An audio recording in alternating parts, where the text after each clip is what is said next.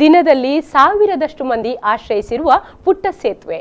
ಅಲ್ಲಿ ಸ್ವಲ್ಪ ಯಾಮಾರಿದರೂ ನದಿಗೆ ಉರುಳುವುದು ಖಚಿತ. ಸವೆದು ಇನ್ನೇನು ಮುರಿಯುವ ಹಂತದಲ್ಲಿರುವ ಕಬ್ಬಿಣದ ಬೆರಳೆಣಿಕೆಯ ರಾಡಿನಲ್ಲಿ ತೂಗುತ್ತಿರುವ ಸೇತುವೆ ದುರಸ್ತಿ ಕಾರ್ಯ ವರ್ಷದ ಹಿಂದೆ ನಡೆದಿದೆಯಾದರೂ ಶಾಶ್ವತ ಸೇತುವೆ ನಿರ್ಮಾಣ ಮರೀಚಿಕೆಯಾಗಿದೆ.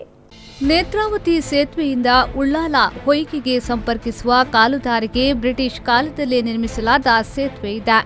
ಸಂಪೂರ್ಣವಾಗಿ ಕಬ್ಬಿಣದಿಂದಲೇ ನಿರ್ಮಿಸಲಾದ ಸೇತುವೆ 100 ಮೀಟರ್ನಷ್ಟು ಉದ್ದವಿದೆ. ಕೆಳಗೆ ಒಂದು ಭಾಗದಲ್ಲಿ ನೇತ್ರಾವತಿ ನದಿ, ಇನ್ನೊಂದು ಭಾಗದಲ್ಲಿ ನದಿಗೆ ಸೇರುವ ನೀರು ಹರಿಯುತ್ತಿದೆ. ಸೇತುವೆಯಿಂದ ಬಿದ್ದರೂ ದೊಡ್ಡ ಪ್ರಮಾಣದಲ್ಲಿ ಹರಿಯುವ ನೀರಿನ ಸೆಳೆತಕ್ಕೆ ಸಿಲುಕಿ ಅಪಾಯ ಕಟ್ಟಿಟ್ಟಬುತ್ತೆ. ಈ ಮೂಲಕವೇ ದಿನದಲ್ಲಿ ಮಕ್ಕಳು, ದೊಡ್ಡವರು ಎಲ್ಲರೂ ಸೇರಿ ಸಾವಿರದಷ್ಟು ಮಂದಿ ಉಳ್ಳಾಲ ಹೊಯ್ಗೆ ನಿವಾಸಿಗಳು ಹಾಗೂ ರೈಲಿನಲ್ಲಿ ಬರುವ ಪ್ರಯಾಣಿಕರು ಜೀವ ಕೈಯಲ್ಲಿಟ್ಟುಕೊಂಡು ನಡೆದುಕೊಂಡು ದಡ ಸೇರುತ್ತಿದ್ದಾರೆ.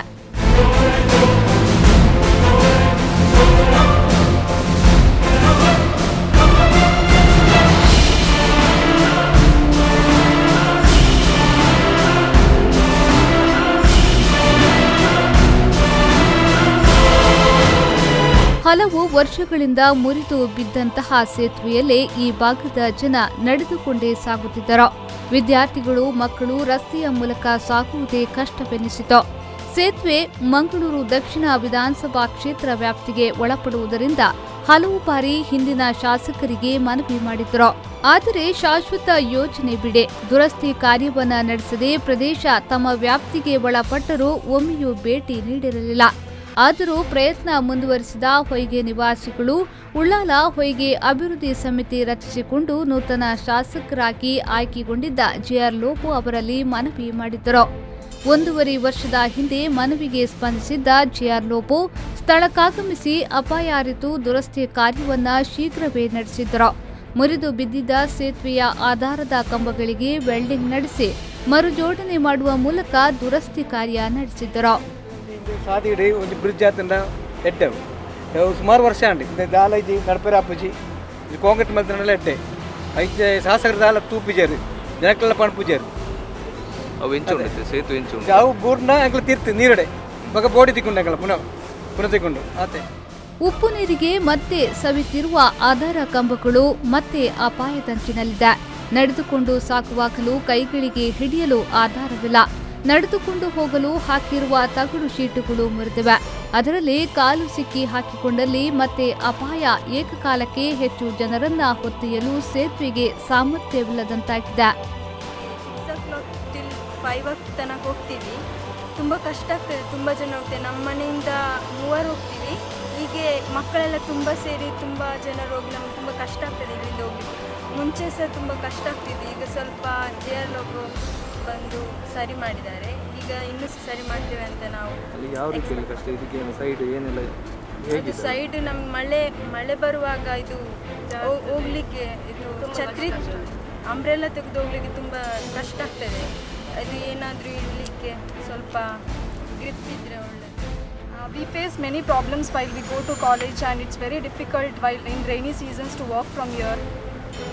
We face many problems because many of people stand here and they irritate us.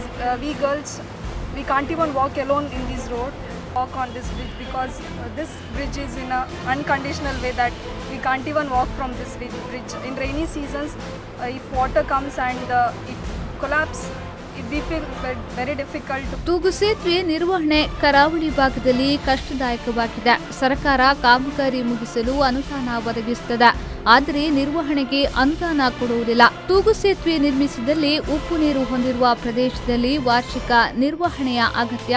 ಇದನ್ನು ನಡೆಸಲು ಅಸಾಧ್ಯ. ಕಾಮಗಾರಿಗೆ ಹೆಚ್ಚಿನ ಅನುದಾನ ದೊರಕಿಸಲು ಪ್ರಯತ್ನಿಸುವುದಾಗಿ ಶಾಸಕ ಜೆಆರ್ ಲೋಬೋ ಪ್ರತಿಕ್ರಿಯಿಸಿದ್ದಾರೆ. ದುರಸ್ತಿಯಲ್ಲಿರುವ ಸೇತುವೆಯ ಬಗ್ಗೆ ಜನಪ್ರತಿನಿಧಿಗಳಿಗೆ ಮನವಿ ಮಾಡುತ್ತಲೇ ಬಂದಿದ್ದೇವೆ. ಉಳ್ಳಾಲ ಹೊಯ್ಗೆ ಒಂದು ಭಾಗ ಉಳ್ಳಾಲ ನಗರಸಭೆಗೆ ಒಳಪಟ್ಟರೆ ಇನ್ನೊಂದು ಭಾಗ ಮಂಗಳೂರು ಮಹಾನಗರ ಪಾಲಿಕೆಗೆ ಒಳಪಡುವುದು. ಸೇತುವೆ ಇರುವ ಪ್ರದೇಶ ಮಂಗಳೂರು ದಕ್ಷಿಣ ಕ್ಷೇತ್ರಕ್ಕೆ ಒಳಪಟ್ಟಿರುವುದರಿಂದ ಅಲ್ಲಿನ ಶಾಸಕರ ಗಮನ ಸೆಳೆಯುತ್ತಾ ಬಂದಿದ್ದೆವು. ಅದಕ್ಕಾಗಿ ಶಾಸಕ ಜೆಆರ್ ಲೋಬೋ ಸ್ಪಂದಿಸಿ ಅನುದಾನ ಮಂಜೂರುಗೊಳಿಸಿದ್ದಾರೆ. ಆದರೆ ಬಿಡುಗಡೆಗೊಂಡ ಅನುದಾನದಿಂದ ಕಾಮಗಾರಿ ಅಸಾಧ್ಯ. ಗುತ್ತಿಗೆದಾರರು ಮುಂದೆ ಬರುತ್ತಿಲ್ಲ ಅನ್ನುವುದು ತಿಳಿದು ಬಂದಿದೆ. ಉಳ್ಳಾಲ ಹೊಯ್ಗೆಯಲ್ಲಿ ಹಿಂದೆ ಪೂರ್ವಜರು ಮಾಡಿದ ಕೃಷಿಯಲ್ಲ, ಸದ್ಯ ಅದು ಕ್ಷೀಣಿಸುತ್ತಾ ಬಂದಿದೆ.